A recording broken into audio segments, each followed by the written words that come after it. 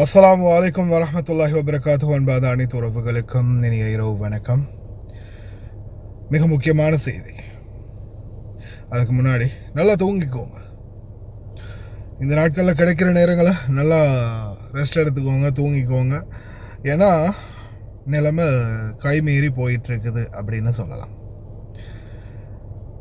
அமெரிக்க இராணுவம் அவங்களுடைய தரப்பு நடவடிக்கைகளை துரிதப்படுத்திக்கிட்டு வராங்க.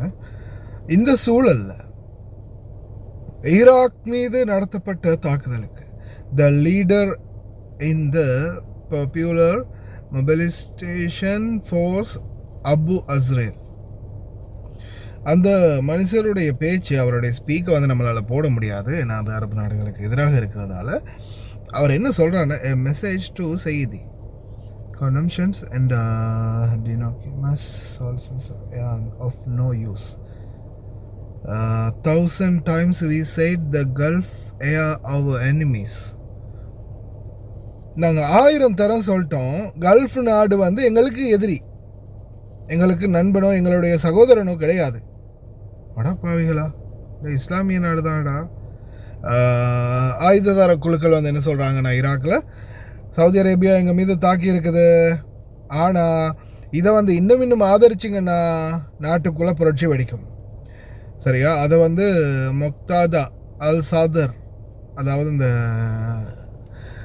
ஷியாக்களின் தலைவரும் வந்து இதை வந்து சொல்லியிருக்கிறாரு.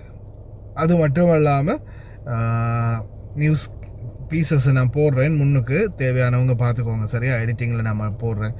என்ன அதை காட்டுறதும் ஓரளவுக்கு முறையாக இருக்காதுன்னு நினைக்கிறேன். நியூஸ்க்கே இதை பீசஸாக போடும்போது அது நம்மளுக்கு பெரிய எஃபெக்டாக இருக்காது.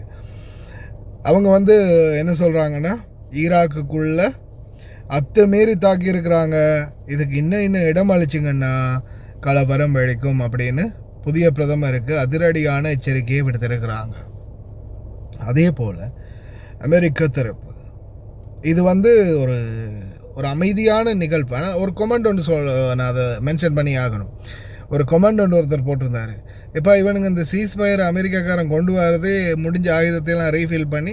ஆமாம், நீங்கள் சொன்னது 100% உண்மைதான். ஏன்னா அது நிறைய தடவை பார்த்தாச்சு. சீஸ்ஃபயர் என்ன, அந்த தாக்குதலை நிறுத்துவானுங்க, அமைதி பேச்சுவார்த்தைக்கு சரி ஓகே வாங்கப்பா 10 நாளைக்கு பேசலாம், ஒரு மாதத்துக்கு பேசலாம், 2 மாதத்துக்கு பேசலாம்னு நிறுத்துவானுங்க. அதுக்குள்ளே இந்த இறந்தவங்களுடைய சடலமெல்லாம் அடக்கி அவங்களுடைய அங்கே இறுதி மரியாதையெல்லாம் செஞ்சு கப்பல்களில் ஆயுதங்களை நிரப்பி மறுபடியும் உணவுகளை, அதிகாரிகளுக்கு தேவையான, இராணுவத்துக்கு தேவையான அனைத்து சப்ளைகளையும் நடத்தி எல்லாத்தையும் முடித்த பிறகு மறுபடியும் திருப்பி ஸ்டார்ட் பண்ணுவாங்க. ஏன்னா முன்னாடி இருந்து இதை காட்டலாம், முன்னாடி இருந்து இவர் நடத்தினாலும் பின்னாடி இருந்து இங்கடாம தர்கான் பின்னாடி இருந்து திருட்டுத்தனமாக இதை கோர்த்து விடுறது இந்த இவனுக்கு வேறு எதுவும் வார்த்தைகள் இல்லை சொல்கிறதுக்கு. உலகத்திலேயே கேவலமான ஒரு வார்த்தை இருக்குன்னா அது அவனுக்கு தான் பொருந்தும். அந்தளவு கேவலமான ஒருத்தன் அப்படின்னு சொல்லலாம் இந்த பெஞ்சமின் நெத்தன்யாஹூ. அந்தளவு மோசமான ஒரு புறம்போக்கு. அந்த அமைதி அப்படின்ற ஒன்று நிலவக்கூடாது அப்படின்றதுல மிகவும் ஒரு கண்ணும் கருத்தமாக செயல்படக்கூடிய ஒரு ஆள்னா அது பெஞ்சமின் நெத்தன்யாஹூ தான். அதில் எந்த மாற்று கருத்தும் இல்லை. ட்ரம்ப்பே சரிப்பா விட்டுறலாம்ப்பா பார்த்துக்கலாம் அப்படின்னு ஒதுங்கி போனாலும் இவன் விட மாட்டான். அதே மாதிரி பார்த்திங்கன்னா பென்டகன் ஒரு முக்கியமான ஒரு அறிவுறுத்தலை விடுத்திருக்கிறாங்க. Warning US soldiers against posting videos online. யாருமே எந்த சோல்ஜர்ஸுமே இருக்கக்கூடிய கேம்பில் இருந்து வீடியோக்கள் பதிவிடாதீங்க, போஸ்ட்டுகளை போடாதீங்க, நீங்கள் இருக்கிற ஏரியாவை வந்து லொக்கேட் பண்ணாதீங்க, ஷேர் பண்ணாதீங்க அப்படின்ற மாதிரியான ஒரு வார்னிங்கை கொடுத்துருக்குறாங்க அனைத்து இராணுவ அதிகாரிகளுக்கும். ஏன்னா இன்னைக்கு காலையிலேயும் ஜோர்டானில் சரியா இலக்கு அப்படின்ற மாதிரி கொண்டு வந்து தாக்கியிருக்கிறாங்க. ஏதோ ஜஸ்ட் மிஸ்ஸில் தப்பியிருக்கிறாங்க. ஆனால் அதுக்கு முதல்ல நடந்த தாக்குதலில் எத்தனையோ இராணுவ வீரர்கள் இறந்துட்டாங்க. சரியாக பாயிண்ட் பை பாயிண்ட் நேவிகேஷனை சரியாக அக்யூரேட்டாக சூஸ் பண்ணி அடிக்கிறாங்க ஈரான். அதனால் எந்த ஒரு வீடியோவும் போஸ்ட் பண்ண வேணாம்னு சொல்லியிருக்கிறாங்க. நிலைமை கைமீறி போயிட்டுருக்குது. கிடைக்கிற நேரங்களில் ரெஸ்ட் எடுத்துக்கோங்க, தூங்கிக்கோங்க. இரவையில் நீ சைரன் சத்தம் கேட்காது, ஆனால் வெடிப்பு சத்தங்கள் கேட்குறதுக்கு வாய்ப்பு இருக்குது இல்லையா? மறுபடியும் தலை தூக்கி வர மாதிரி தெரியுது. கவனமாக இருங்க, பிரார்த்தனை பண்ணுங்க. பார்க்கலாம். செங்கடலும் சரி, ஹொர்மஸும் சரி, இன்னும் அதிகமான ப்ரெஷரை தான் சந்திக்கதே தவிர ஒரு நிம்மதியான சூழல் இன்னும் அங்கே நிலவலை அப்படின்றதும் மேலதிக தகவல். பார்க்கலாம், பிரார்த்தனை பண்ணுங்க. إعلان الرئيس الأمريكي دونالد ترامب وقف الضربات المتجددة على إيران بناء على طلب النظام على حد قوله، مع تحذيره من أنها ستستأنف إذا لم يتوصل الطرفان إلى اتفاق جديد، يعكس أن الولايات المتحدة لا تسعى إلى حرب شاملة مع إيران بقدر ما تسعى إلى فرض معادلة ردع جديدة تجبر طهران على تقديم تنازلات استراتيجية، في مقدمتها وقف محاولات امتلاك سلاح نووي وإخضاع برنامجها النووي لرقابة دولية صارمة، إلى جانب ضمان أمن الملاحة في مضيق هرمز ومنع أي تهديد لحركة التجارة والطاقة العالمية.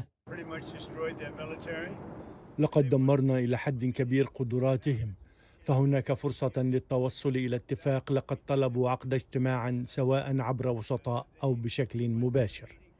قد تحدث أمورا جيدة، انخفضت أسعار النفط بشكل كبير، كما أن أسواق الأسهم تشهد ارتفاعا.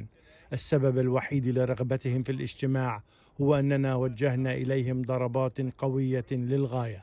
وترى واشنطن أن الخطر لا يقتصر على الملف النووي، بل يمتد إلى النفوذ الإقليمي الإيراني في الشرق الأوسط، ولذلك فإن أي اتفاق مستقبلي لن يقتصر على تخصيب اليورانيوم، بل سيشمل أيضا تقليص الأنشطة العسكرية التي تعتبرها الولايات المتحدة مصدرا لعدم الاستقرار. وفي المقابل تدرك الإدارة الأمريكية أن الانزلاق إلى مواجهة مفتوحة قد يجر المنطقة بأكملها إلى حرب واسعة ويرفع أسعار النفط عالميا ويهدد القوات الأمريكية في الشرق الأوسط. إيران تواجه مأزقا كبيرا وتضخما مفرطا، فضلا عن ارتفاع تكاليف الغذاء. لقد تكبدوا أضرارا جسيمة في بنيتهم التحتية العسكرية. لقد أمضوا 20 عاما في رعاية الجماعات الإرهابية وتطوير ترساناتهم الصاروخية وأنظمة الطائرات المسيرة، وما نراه هو الدرع التقليدي الذي كانوا سيختبئون خلفه للمضي في برنامج نووي وتحدي العالم. قد لا تبحث الولايات المتحدة عن إسقاط النظام الإيراني بقدر ما تسعى إلى تغيير سلوكه الاستراتيجي، فالمعادلة الأمريكية اليوم تقوم على مبدأ واضح: إما اتفاق يضمن الأمن ويقيد القدرات الإيرانية، أو استمرار سياسة الضغط والردع دون الانزلاق إلى حرب شاملة.